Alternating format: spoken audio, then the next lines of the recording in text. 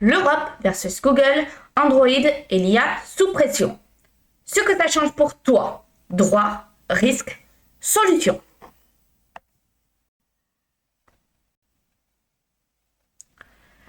Google est dans le collimateur de l'Europe.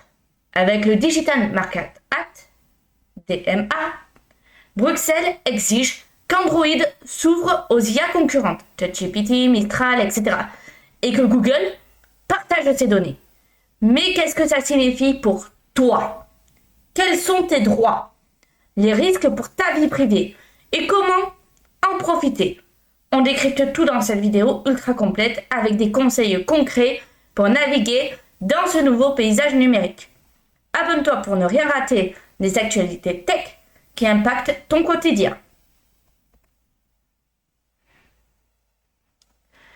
Bonjour à tous, aujourd'hui on parle d'un sujet qui va impacter des milliards d'utilisateurs. L'Europe, qui passe à l'attaque contre Google. Le géant américain est sommé d'ouvrir Android aux IA concurrentes et de partager ses données de recherche. Mais pourquoi cette décision? Qu'est-ce que ça change pour toi, ton smartphone, tes données et même ta vie privée? Et surtout, quels sont les risques et les opportunités cachées derrière cette bataille juridique? On va tout décortiquer ensemble avec des infos que tu ne trouveras sans doute nulle part ailleurs. Prêt? C'est parti!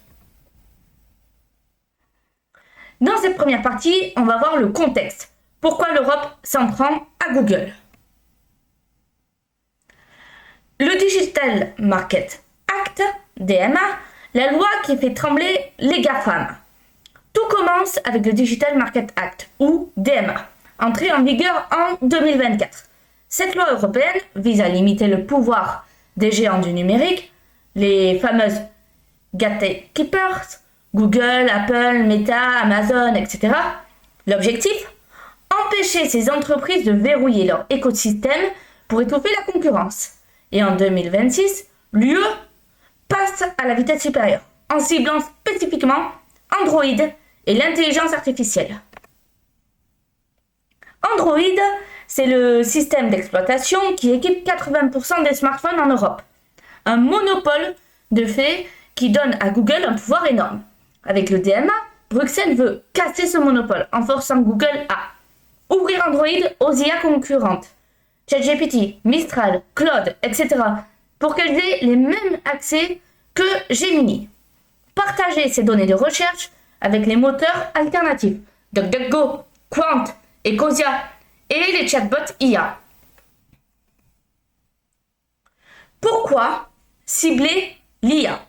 Le nouveau champ de bataille. L'IA, c'est le nouvel Eldorado.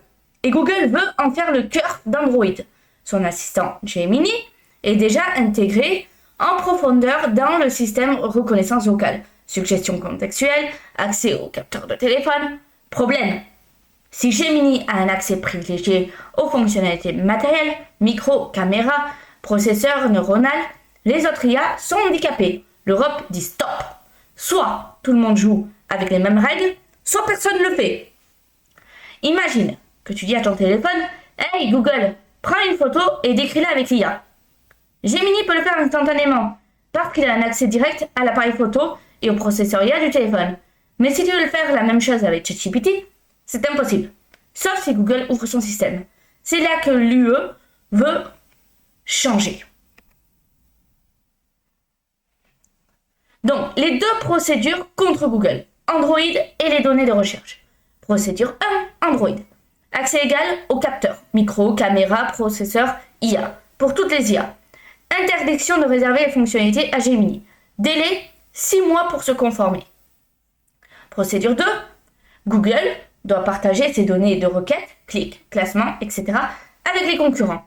Données anonymisées et irréversibles.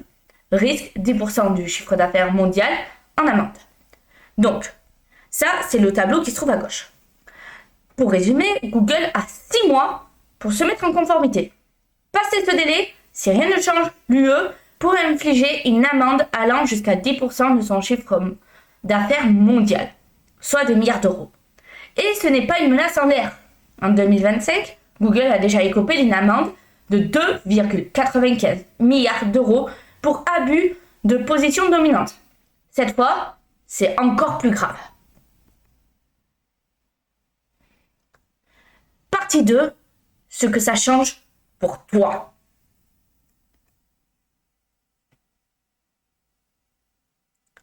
Plus de choix pour les utilisateurs. Les IA concurrentes sur ton téléphone. Donc, déjà, il faut savoir que ChatGPT, Mistral, Claude vont apparaître comme alternatives. Concrètement, ça veut dire que tu pourras les utiliser et choisir ton assistant IA par défaut, comme tu choisis ton navigateur ou ton moteur de recherche.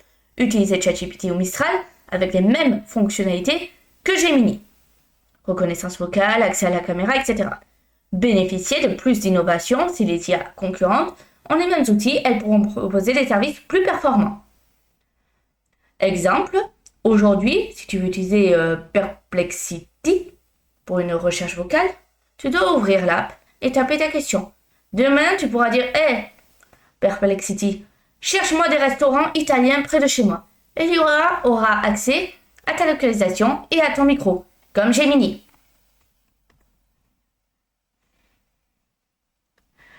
Meilleure protection de la vie privée? Attention aux pièges. L'UE insiste sur le fait que les données partagées doivent être anonymisées et irréversibles. En théorie, tout du moins. C'est une bonne nouvelle pour ta vie privée. Mais en pratique, il y a quand même des risques.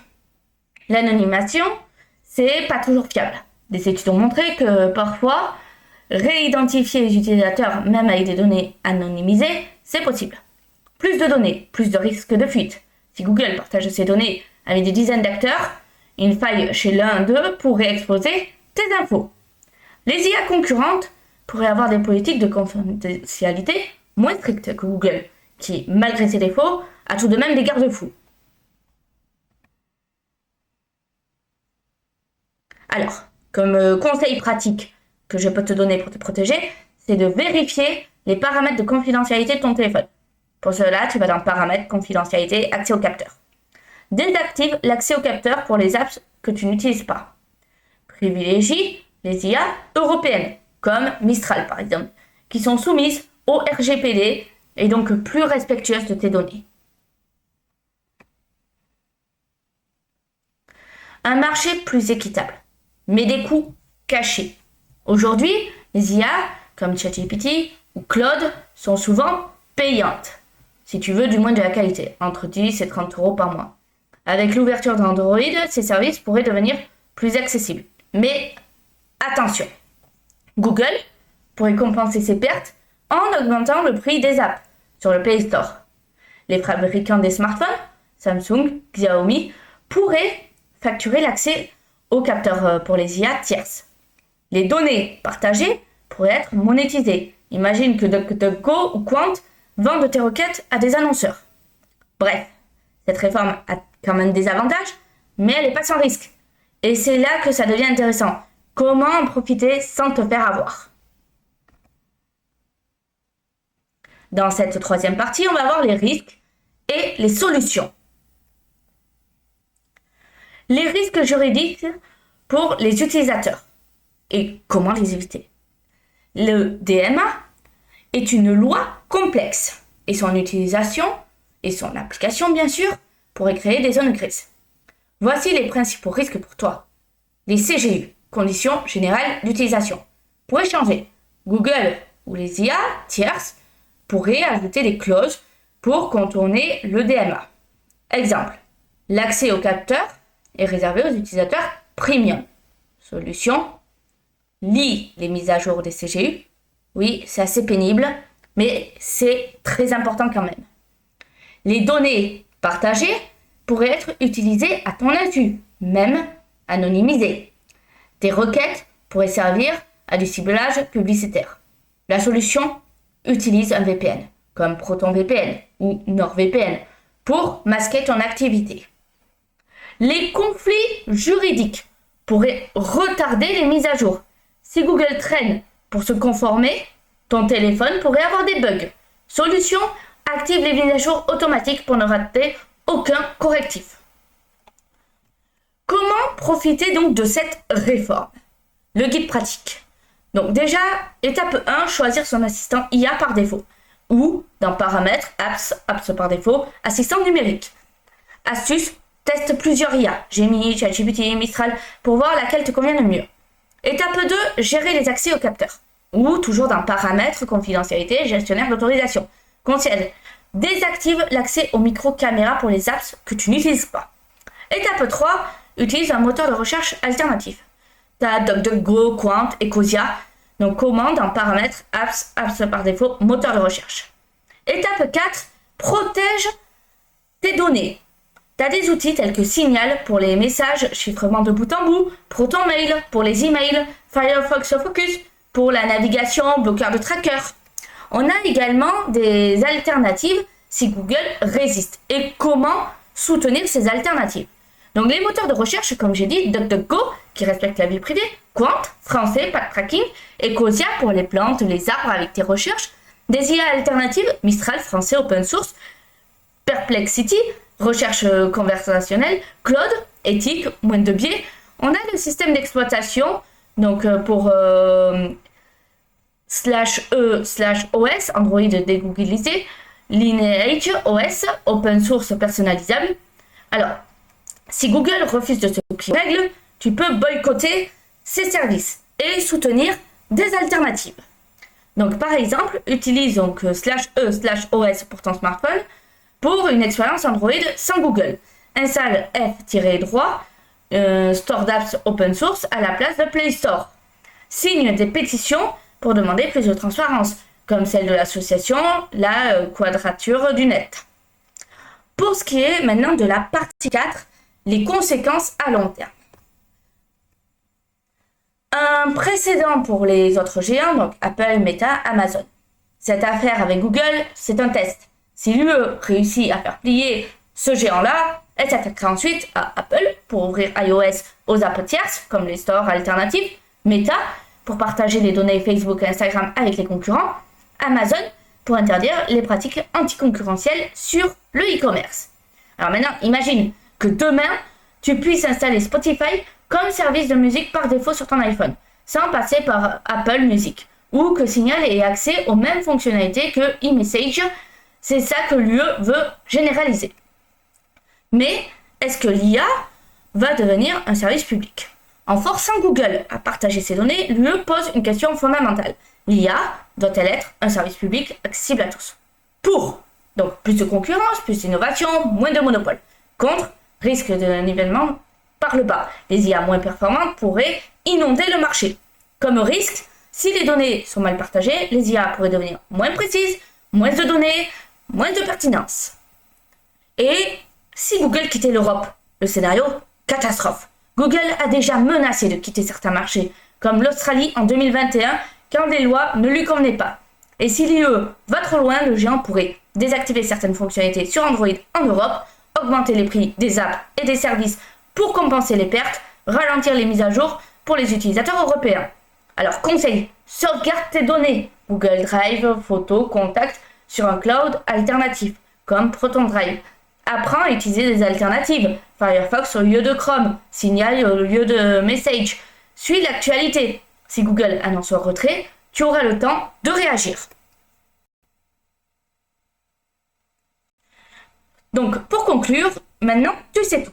Cette bataille contre Google par l'Europe, c'est bien plus qu'une simple histoire de lois et de sanctions. C'est une révolution qui va redéfinir ton rapport à la technologie, à tes données et même à ta liberté en ligne. Alors, pour résumer, ce qui change pour toi, plus de choix pour les IA, plus de concurrence, mais aussi plus de risques pour ta vie privée. Les pièges à éviter, les CGU qui changent, les données partagées, les coûts cachés, les solutions, choisir des alternatives, protéger tes données, soutenir les acteurs éthiques. L'avenir, si l'UE gagne, d'autres géants pourraient suivre et ton smartphone pourrait devenir vraiment à toi. Alors, t'en penses quoi? Tu es prêt à abandonner Gemini pour une IA alternative? Tu fais confiance à l'UE pour réguler les géants du numérique? Dis-moi tout en commentaire. Et si cette vidéo t'a plu, like, partage, abonne-toi pour ne rien rater des prochains épisodes. À très vite pour une nouvelle analyse tech.